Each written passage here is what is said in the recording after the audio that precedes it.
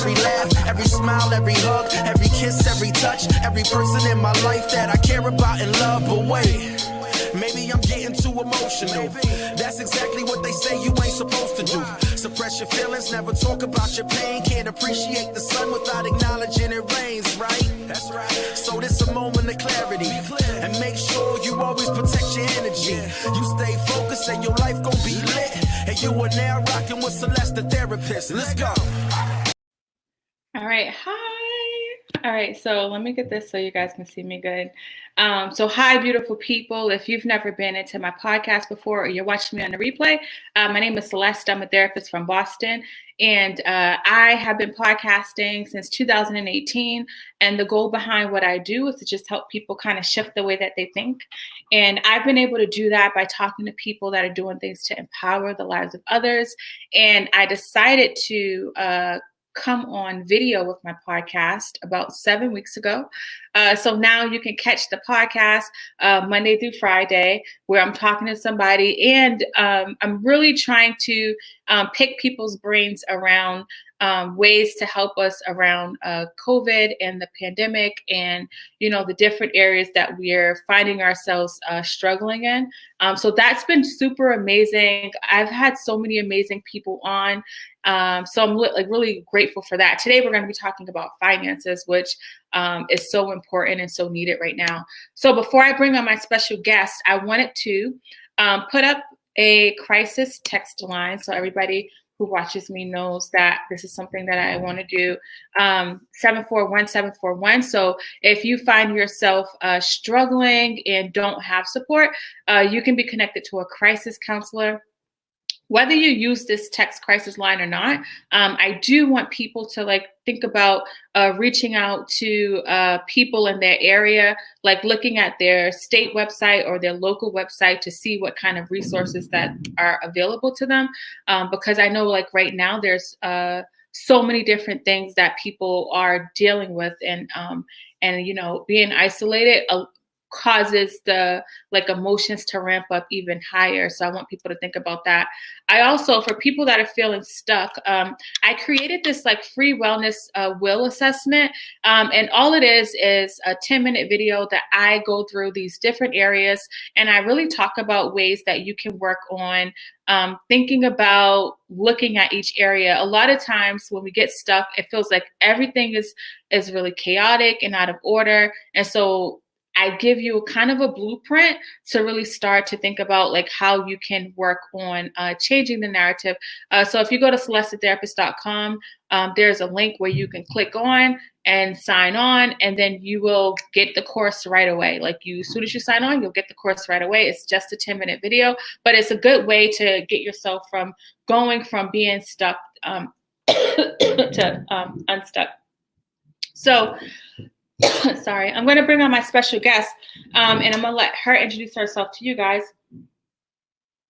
Bring her onto the stream. All right. Hello. Can you please introduce yourself to my amazing audience? What's up, everyone? It's Omama Marzuq. I'm the founder and CEO of Tomorrow's Prosperity Group Incorporated. It's a financial consulting firm. And I just launched a podcast called Money and Power in Times of Chaos. I was just wolfing down my food because it's Ramadan. And so I just broke fast. And so I'm trying to eat so I can have energy to talk on this dope podcast. And thank you. First of all, thank you for having me on. And then I saw your wheel, and I want to be able to dive into that because everything relates into everything. And I was just kind of yo, that's dope. So I'm excited to be here. Yeah, your energy is always like this. What do you mean? You don't need food to be like this. The food's going to give you extra energy. I know. I need the energy. I've been fasting all day. 6 o'clock hit and I was is it time to eat yet? So I went and took a shower a little bit longer than I need to, just so I can kind of speed up the time. Yeah. Well, thank you for being here. I appreciate you. So the podcast you just mentioned, In the Times of Chaos, was this before COVID that you created that podcast? No. So I created it on April 11th. Now, mind you, I was going to create a podcast I've been wanting to for a minute. and I created it. The plan was April 1st. Mhm. April 1st came, and I just didn't like the vibe of like, I don't know, it wasn't feeling it. Mhm. And then I couldn't think of a name. And I was like, how do I bring everything that's like going to me? How do I bring everything that's going on, but yet like still talk about money? Mhm. And prior to, back in March, I had this this seminar that I did, like an event online, and it was called Money, Power, Respect in a Women's World. You remember that song back in the 90s? Yes, I do. So that's what it was, right? And I was like, that's what we need. And so it was just so dope. And then I was like, yeah, power is so important, especially regarding like finances, and especially like during COVID-19, that there's a lot of things that we think, hey, like this person's got power. And I just want whoever's listening, like, listen, people, you got the power. And, check all the people that are out there saying stuff, because I think this whole country needs a good wake up call. They need like a good, like, slap across the face, and then reassess like what's going on. So one of the things about you, because I've been following you for a while, you've always talked about finances. This isn't something new that you've talked about. Why are you so passionate about teaching people about finances and really having people really look at their financial situation? No one's ever talked to me about finances like growing up. My dad threw the book Think and Grow Rich by Napoleon Hill. But like, he threw it on my lap when I was like 16. But I mean, no one really talked to me about finances. There's a lot of unknowns. And I think when I like my first serious relationship, the guy that I was dating, his family's family, like, did stuff with finances. And I remember him asking me, he's like, do you got some life insurance? And so I just moved back from the States because I was living in Kuwait. And I was like, is that what Americans do nowadays? I was like, they get life insurance. I was like, what do I need that for? And hold on, I love life insurance. I know. Everyone should get it. But I was like, what do I need that for? And he's like, well, if you die, right? And I was like, oh, okay. And then he's like, but since your family's abroad, like, you should have me as your beneficiary. I was like, oh, okay. Stupid, right? Thank God at like 23, like, well, I was done with him prior to that, but at 23, I was like, oh, maybe I should update my beneficiary, because like I want nothing to do with him, right? But it was a good thing. And then his parents were like, hey, you should do this Dave Ramsey course. And I was like, all right, whatever, checked it out. I got my viewpoints on it. Kudos to whoever goes through it, but I'm like, listen to everything. Don't just like, he's a public figure, right? That's all I'm gonna say. He's a public figure. And then I was working for my ex, and a client was like, hey, have you ever thought about doing financial planning? And I was like, bruh, I know nothing about finances. And then he was just kind of like, no, you really do, but you just don't know the tools. And so in California, you can do real estate and financial planning. The state of Massachusetts does not let you. Some states, it all depends on what state. So I was just kind of like, okay. And then at the same time, how I raised myself from failure to success, in Selling by Frank Gitterberg. Don't quote me on how to say his last name, but I read his book and I was like, whoa, what is this insurance, finance, like financial stuff? I was like, this is my golden ticket. I was like, all right, bet, I'm in. And so I failed my exam, my life insurance exam 13 times. I passed on the 13th time. My health and exam, I failed. I passed it on the third time. And then like everything else like kept piling up, like later on I got it and stuff. But yeah, I'm just one persistent, stubborn person. And because no one talks about finances because it's so taboo, but it's like, you need money to go around. Like that word that you just showed, I was like, money, money, money, money. And I was like, why is finances over there, right? But like everything relates to money. And if you don't have money, right? I'm not saying that money is the answer to everything, but money helps. And being that like May is Mental Health Awareness Month, right? Like, yeah, people that are financially struggling, their mental health is also like Yes. there too. So there's this really, I'm going to pull up for the people listening to this on the podcast. She's referring to the wellness will that I have on my website, but there's this book called Lost Connections by Johanna Hari. And one of the things he talks about, he went different places and talked about depression because he struggled with depression, but he realized a lot of people that struggle with financial situations, like the depression is pretty high.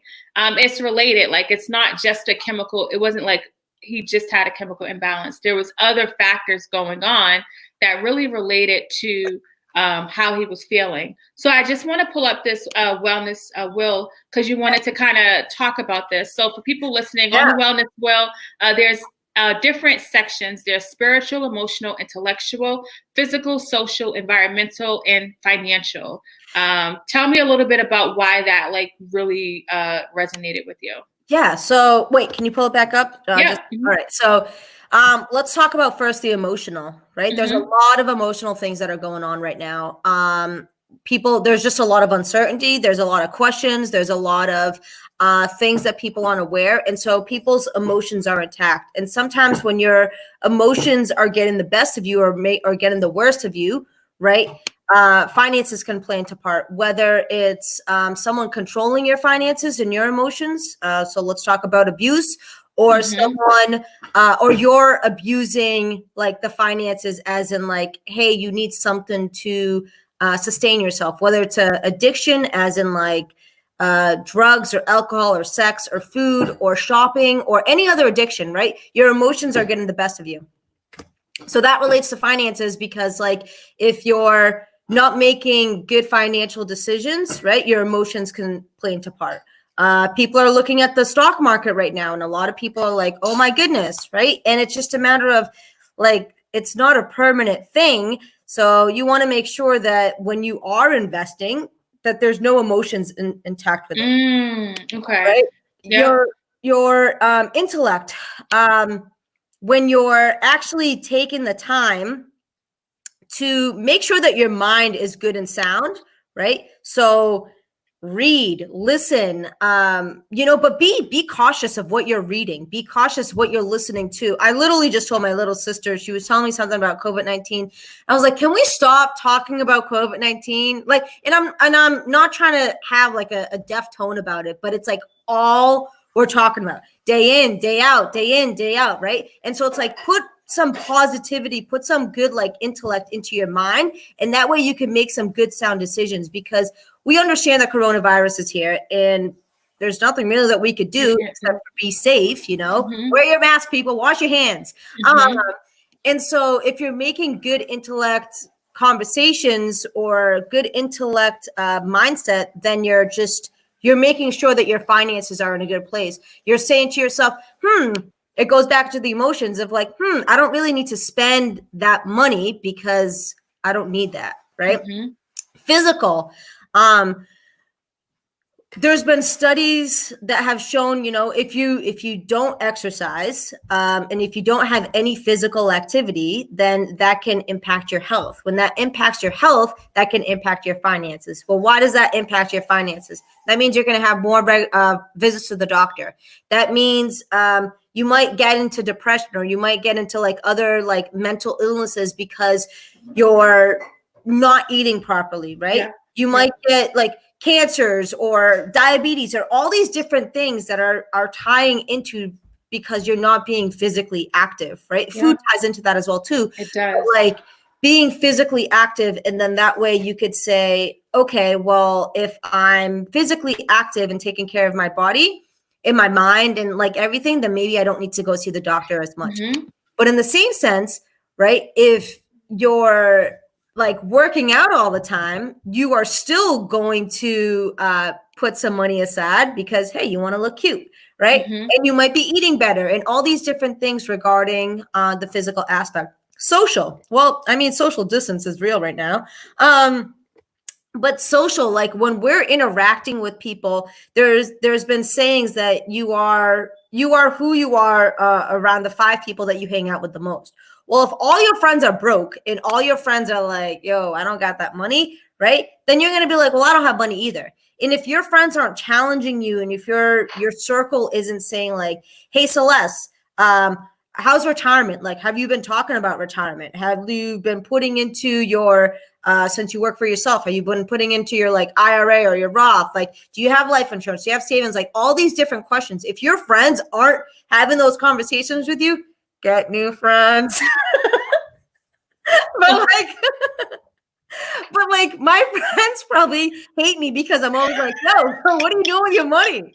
And they're just like, can you stop working? And I'm like, I'm not working. I just want to know that like my friends and I were going to have a good life. I'm like that with mental health. So the way you're like guru on the financial part, I'm like that on the mental health. So I totally understand. Yeah, it's like, because you want your friends to be like good and sound. Yeah, you know? You don't want them to be like, oh, Celeste, like I'm just, things aren't happening right now. Right. And you're just kind of like, what do you mean? Like, I thought we were going to do this and that. And then you're just kind of like, just get off me, right? And so my friends and my family hate me right now, but I mean it all out of love, like, because everything does go back to your finances. So with the social aspect of things, you know, you want to have your circle of friends to like push and challenge you in a good way. Ask you about your finances. You know, talking about money is so taboo, but it's like, no, I want to make sure that the people that I love and I care about, they're doing something for good, right? Go on. Oh, no. So I guess, you know, the way that you've broken it down, I never really thought about how the financial piece kind of plays in all aspects of. Yeah. We're about to get to my favorite one in a second. Go ahead. But yeah. Oh, environmental? Mm-hmm. That's your favorite one? It is. I'm like your environmentalist capitalist. I want to make my money, but I want to save the trees at the same time. The environment. So your environment, whether it's your physical environment or your mental environment, plays such a huge part regarding your finances. But let's talk about the environmental aspect of things. If you are living in an area where it is not the best environment, meaning if there's just lots of smog, if there's lots of pollution, and you're having all these breathing problems, that's going to reduce your life. Right. And you're going to have all these medical reasons to be going to the doctors, right? Because of just the pollution. So blessing in disguise, like coronavirus has been like kind of cleaning out the earth, right? And the earth is kind of like breathing. And so when you're in an environment, and I'm just talking about the pollution aspect, but I'll dive into a little bit of other things as well too. So if you're in an environment that's heavily polluted and heavily toxic, and you don't know if you got clean water, right? Water, we need water like with everything. Water's life, right? So if you don't have clean water, if you don't have clean food, if you don't know, you know, if you can't really see in front of you because of all the pollution and everything, that's going to infect your environment. You know, if you have to, if you don't know where you're going to be like washing your clothes or just Maslow's hierarchy of needs, just the basic necessities, right? If those aren't there, those are like the essentials of your environment. Excuse me. That plays a huge effect on your finances. But then let's take it into a step further into those that are living in not best environments, whether there's poverty, whether there's shooting, whether there's drugs, right? And if you see that and you're constantly around that, well, let's go back to the whole entire wheel that you just talked about, right? So that's the emotional, that's the intellect, that's the physical, that's the social, right? And you see your environment, and if you see your environment not thriving, right, that can hinder your growth and thriving regarding your finances. Your environment, and whether you live in a place that is polluted or a place that's like nice and healthy, but you got to take care of your environment. You know, I don't care what anyone says. We really only have one place to live on, right? I don't see any humans living up on Mars. I don't see any humans like coming up anywhere else. And so if we're not taking care of this earth, we're going to be impacted in the long run. Finances, obviously everything ties into finances, and then spiritual, that's your last real thing, right? Yeah. So your spiritual, I mean, right now it's the Islamic holy month. It's Ramadan, and whatever your religious or your spiritual views are, right? It's like having that sense of peace that it's going to be okay, no matter what, right? No matter what, things are going to be okay. And when you have that spiritual aspect of things of like, hey, everything's going to be okay, it actually takes you like time to just sit back and reflect and pause and just be like, okay, like it's going to be okay. And because it's going to be okay, then you don't have to be foolish with your finances because your creator's got you, right? And so if you're, like I said, whatever like you believe in and stuff, but read the scriptures, read what's going on. And, you know, I'm pretty sure that every single faith out there, as far as I know, as far as the research that I know, tells you not to spend your money foolishly. In certain contexts like that, right? And so everything in that wheel, I was just kind of like, Celeste, you're speaking my language. I love this wheel because everything relates back to finances. So when you go through all of that and it makes a lot of sense, I guess my next question to you is like, how did you become so passionate with working with women and minorities? Because it looks like that's something that you really kind of like want to really help that. Yeah. So I'm biased, and A, I'm a female, and B, I'm a minority. And women a lot of times aren't educated about finances, and especially minority women. And throughout history, you could look at it throughout cultures, there's always like a male figure that's usually like captivating on the finances. And so when there's like war, when there's divorce, when there's a death, a lot of these women, right, they become stuck or they become impoverished because they don't have that income, right? Their job is to go and take care of the children. But it's like, and I'm just talking like culturally and stuff. And so if you can educate women and children about like, I like to do two things, like the environment and the finances. And so when you're educating them, then they could conquer the world.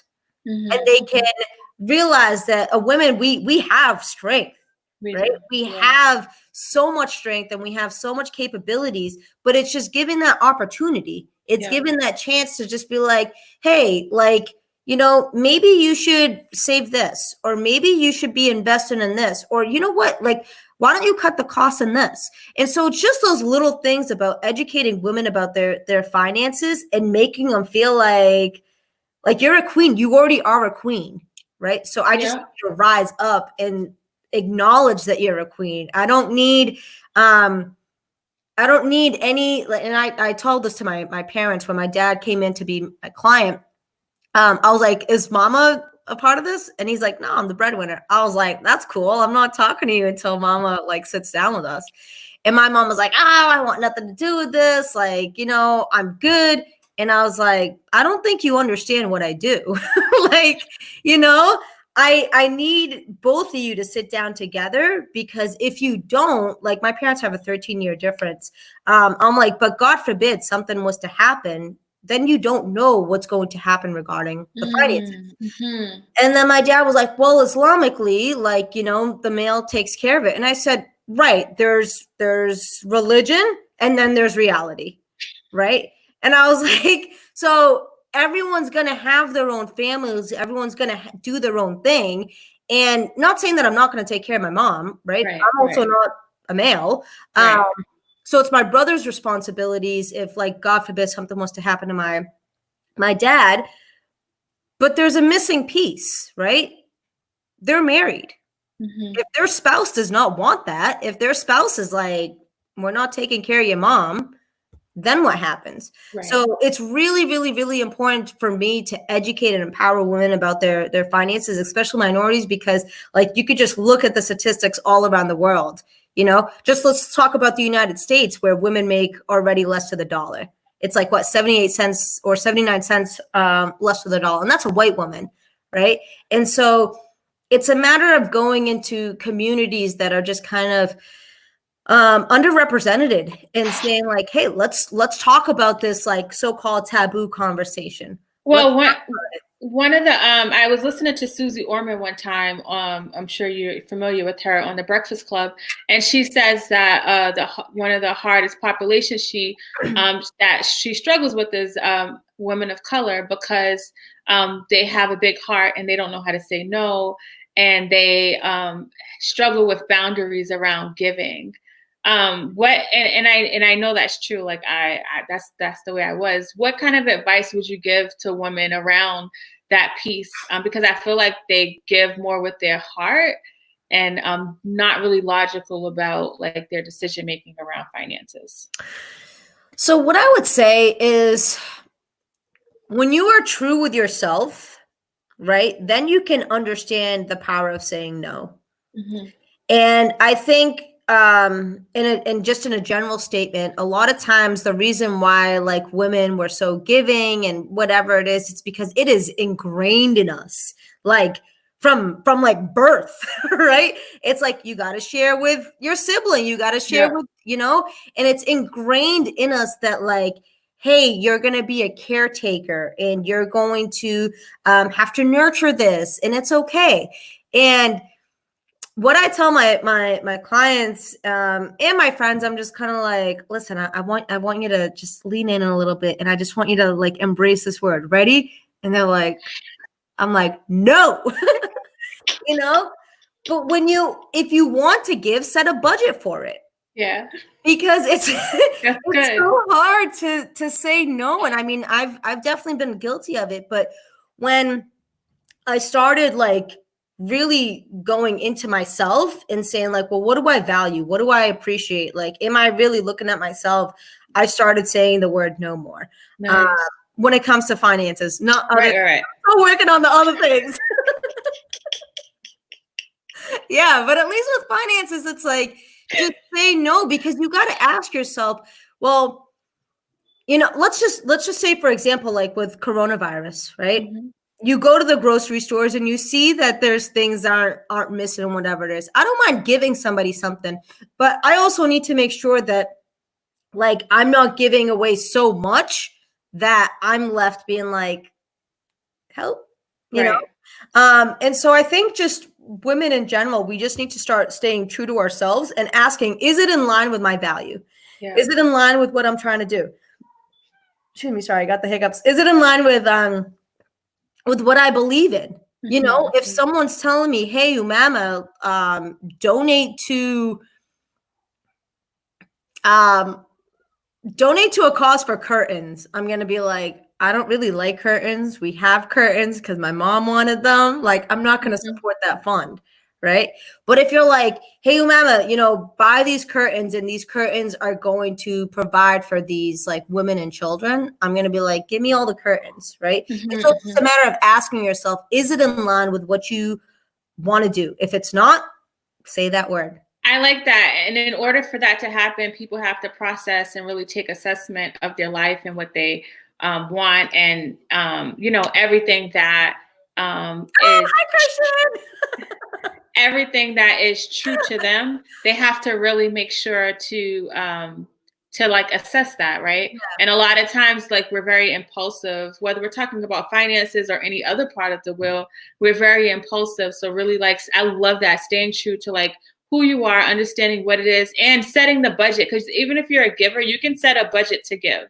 That's okay. I like that a lot. Yeah, no, you have everything. Like Warren Buffett does a budget, right? And so that's crazy. Like, he has, like, you would think like, what does he need a budget for? But that's what you do. You need a budget. You need a budget. And I saw this thing the other day of someone saying they're like, I don't budget. And so I like hit them up. I don't know this person. They don't know me. It was just on Instagram. They were just kind of like, I don't budget. And I was like, why don't you budget? And they're like, I don't want to have to live a life of limits. And I was like, it's not limits. I was all like, but you got to set a budget. And so they're like, no, I teach people like, don't live a life of budget. And I was all like, please tell me who all your clients are so I could come and like change their mind real quick. Because when you set a budget, all you're doing is you're telling yourself like, this matters to me, this doesn't matter to me. Yeah. right? And then when people are sitting down, and I see this all the time, right? And when we go through the budget and we see like, ooh, you're going out to eat a lot. Ooh, you're going shopping a lot. Ooh, like that entertainment's real high. Then I look at their goals. Something that I always say is like, make sure that your budget is in line with your goals and your goals are in line with your budget. And so if they don't match, you got to switch things up, right? Yeah, Because if you're telling me like, I want to travel all the time, but you're like, girl, like I love going out to eat, right? And then I'm just kind of like, sweet, like when are you going traveling? And you're like, ooh, I just had whatever you just ate. And I'm just kind of like, sweet, like when are you traveling? And then you're like, oh, I put it on my credit card. Okay, well, that's cool if the credit card gave you points, but did you pay that back right away? Because if you didn't, then interest is gained. All right, I'm feeling a little triggered. I just started. No, I'm sure. Go ahead. No, so everything that she's saying is true. All of my listeners who's been listening to me for a while, I've been talking about this every time I have a financial person on. I've been into my whole Mint, M-I-N-T, and the budgeting. And it's something that I never grew up talking about. So it's so amazing that I thought you was born into this financial world, but the way it fell into your lap is like good. It lets me know that like I can go places. Listen, I used to be the girl that used to lose checks in college. Like my boyfriend would be like, you literally just lost a check. And I'd be like, yeah, but I'll just work and get some more. And he's like, what? Seriously? And I was like, dude, you just got to work hard. And he's like, no, you got to work smart. I was like, well, yeah. I can't work smart. I was like, you got to be smart to work smart, right? So crazy. But then I learned and stuff. I was like, oh, okay. Like it's not academics. It's actually other things as well. Wait. So before you leave, I want to ask you, because you're the financial guru. Like when I think about you, I think about finances the way people think about mental health. They think about me, right? So I want you to give my listeners some like takeaways or some advice around like financial stability and thinking about ways they can like work on starting the process, because it is a process.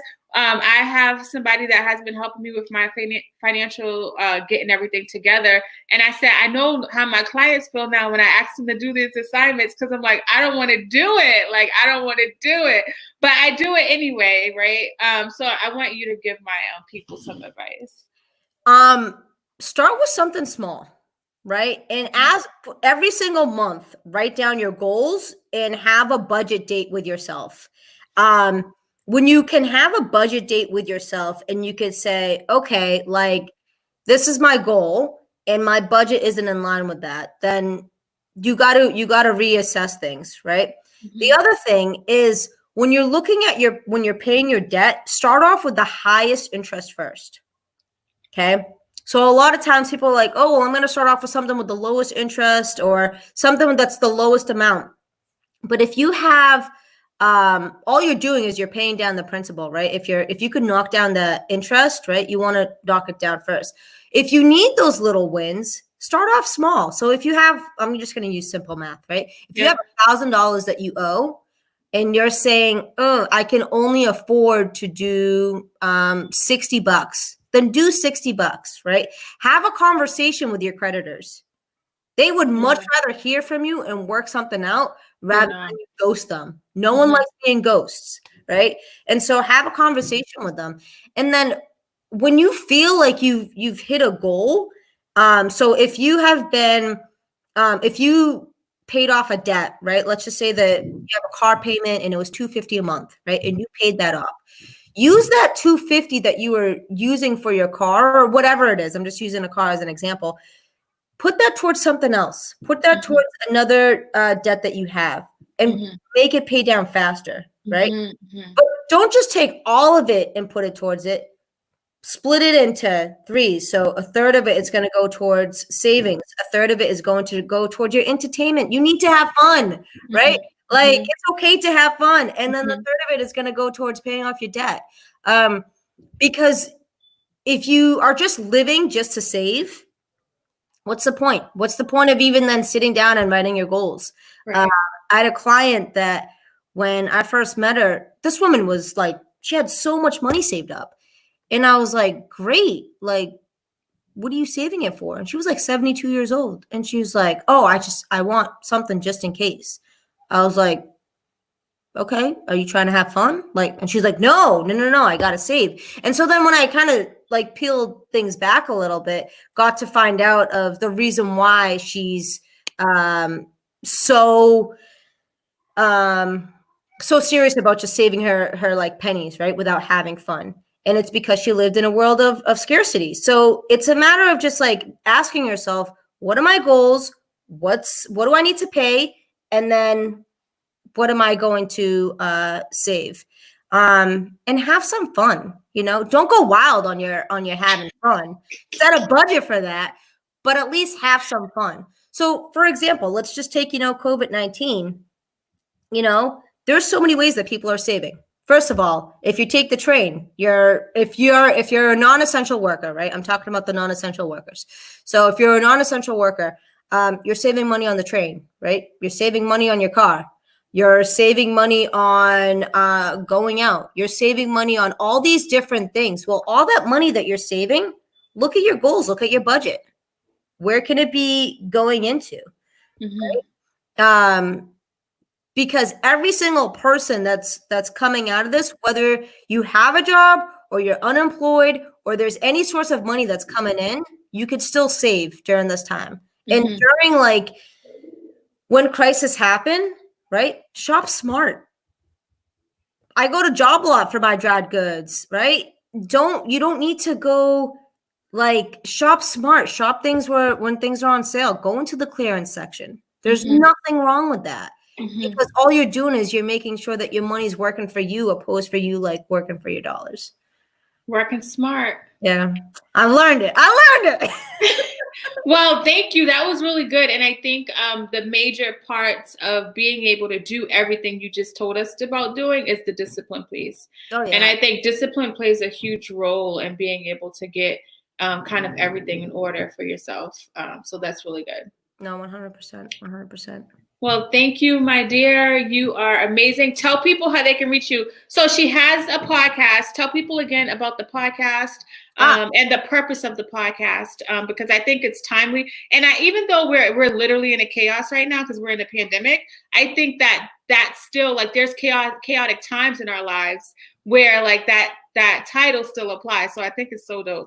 Yeah. So the name of the podcast is called Money and Power in Times of Chaos. And like Celeste was saying, that there's always going to be chaos in the world. It's just a matter of like, how do you make sure that you're sane during like these times of chaos? So the purpose of the podcast is to get like different people's viewpoints and opinions on their mindset around money, their mindset around power, their mindset around leadership, and just having good conversations. It's been wicked fun. I launched it on April 11th. It's going to be out soon, so stay tuned. But it will be out soon. And right now you could reach me via like LinkedIn. And then is there a way that I can send my email address too? Yeah, so the people that are listening to this now on the podcast, in the show notes, I'll have a link for her email if you want to reach out to her via email. But she's always on LinkedIn. She's always connecting. She's always talking about finances.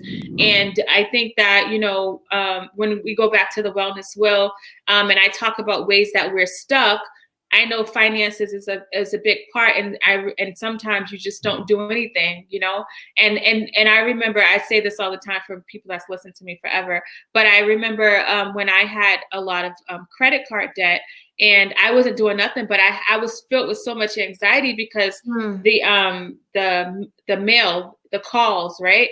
And so like I would just be like so overwhelmed by it. The moment I call them, so what you're saying about calling them, the moment I call them, the moment I started to like pay that stuff off, like my mental was like in such a better place. I still had the debt, right? But I had a plan. Yeah. And I think that makes a huge difference is when you have a plan. Oh, yeah. Yeah. I mean, they are so accommodating because at the end of the day, they like these creditors, they want to make their money. And so even if you gave them like $5, they're like, sweet, you're in good standing with us. Yep. And just a little disclaimer for like those that have like credit card debt. If you are like just completely maxed out, right? Have a conversation with them. And what you can do is you can, even if you paid $1, you are in good standing for 35 days. So, but you need to have a conversation with them, and you need to be at like completely maxed out, like everything. And yeah, even if you have $1 that you're putting in, it buys you 35 days. Okay, that's good. Yeah. Thank you. You dropped so many gems. You're so amazing. And I know your podcast is going to be amazing because your energy is just A1. Thank you. So Les is going to be on the podcast. I will, yeah. Yeah. So make sure you check her out. But I'm excited. Thank you so much for having me. I appreciate it. You're welcome. I hope you have a good night. You too. Bye. She's so fun. So that's the podcast episode. If you have never been in here before, you can always catch my podcast on all podcasting platforms. So her episode will be up tonight, and you'll be able to learn about other people and other things. So the goal behind this podcast is to just help you shift the way that you think, right? And thank you. Okay, and to shift the way you think, right? And then a lot of times when we get stuck in our struggle, right? So even though like I'm a mental health person, I'm bringing on so many different people in different areas, like finances, the way she just broke everything down and how our finances play a role in all different parts of our lives. Like I honestly didn't think about it that deeply. But again, she's helped me shift the way that I think about that. So I'm hoping that happens for you. If you want to like take a look at the wellness assessment, all you got to do is go to my website, celestetherapist.com, and you can click the link and sign up, and you can take that assessment. If you want to be on the podcast or know somebody that would be good for the podcast, send me an email, info@celestetherapist.com. Follow me everywhere at Celeste the Therapist. I'm literally everywhere. Thank you guys so much. And we'll be back tomorrow with another guest who's going to help us like kind of shift our thought process. And 8 p.m. Eastern Standard Time, Monday through Friday. You can always find me. Love you guys. I'll talk to you later. Every laugh, every smile, every hug, every kiss, every touch, every person in my life that I care about and love. But wait, maybe I'm getting too emotional. That's exactly what they say you ain't supposed to do. Suppress your feelings, never talk about your pain. Can't appreciate the sun without acknowledging it rains, right? That's right. So this a moment of clarity. And make sure you always protect your energy. You stay focused and your life gon' be lit. And you are now rocking with Celeste the Therapist. Let's go.